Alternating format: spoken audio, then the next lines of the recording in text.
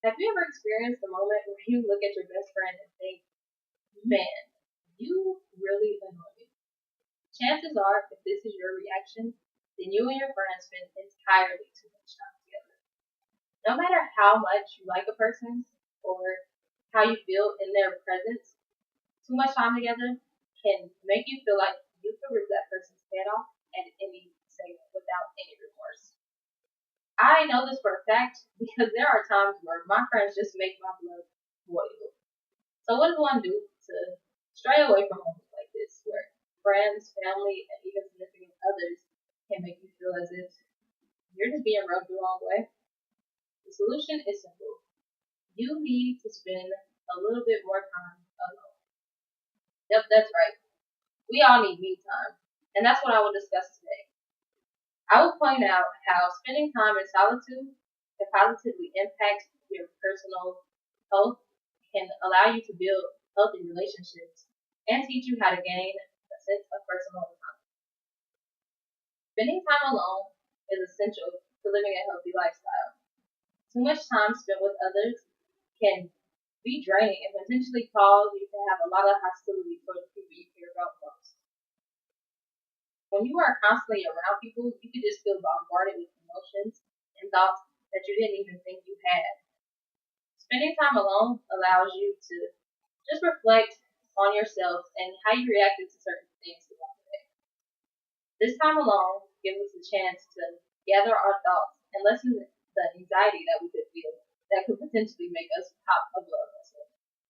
Now, I know it may sound as if I'm being a bit dramatic, but let's think of the moment I'm sure we have all experienced at some time or another in our life. So, picture this. You are having the worst day. Your car broke down, or you are late to work, or people are just really just getting on your nerves.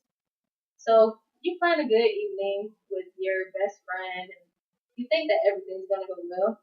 But as soon as you get together, you and your friend just argue, and it seems like everything you say is combated with snarky remarks or debated upon. Something so little as like the color you painted your nails, or if LeBron James is actually the best in the NBA, becomes the biggest problem, and this makes you feel as if you can't even communicate with that person. It seems like your best friend is only adding fuel to the fire, and you might need to step away from that place. You see how this works? Sometimes personalities click, and sometimes they don't mesh, like tied on polka dots. In fact, a lot of the time, it'll be best to just cut these people off completely instead of allowing them to cause negativity in our lives. This is a common problem experienced by many people, and it is actually highlighted in Skipping Donald's novel, And She Lives Happily Ever After. Here, she describes the story of a friend who meets another girl named Sean, and how Sean just makes their relationship seem very obsessive and negative throughout the entire book. Eventually, Skip cuts Sean off completely, and that was the end. The story not only highlights the need to spend time by yourself to reflect on how you treat others, but it also allows you to think about who's meant to be in your life and who's not. Sometimes personalities just don't click. Spending time alone allows you to think about how people affect your life and how you do them. It allows you to ask yourself, do I get anything from this person? Or do they get anything from me? Alone time allows us to reflect and repair relationships if need be. Another reason why it is good to spend time alone is because it allows you to become independent and more efficient. In an article I came across called Taking More Me Time Makes Me Time That Much Better, the author states that getting a little me time allows people to become less dependent on others for their happiness. It seems as if we use other people to provide us laughter and good times, but when it starts to get to a point where the only happiness you feel is because of other people, it can be a huge problem. I was an example of this person. In my last relationship, when me and my ex first started dating, we would see each other every single day. But when we went away to school, I expected this quality time to carry over through other forms of communication.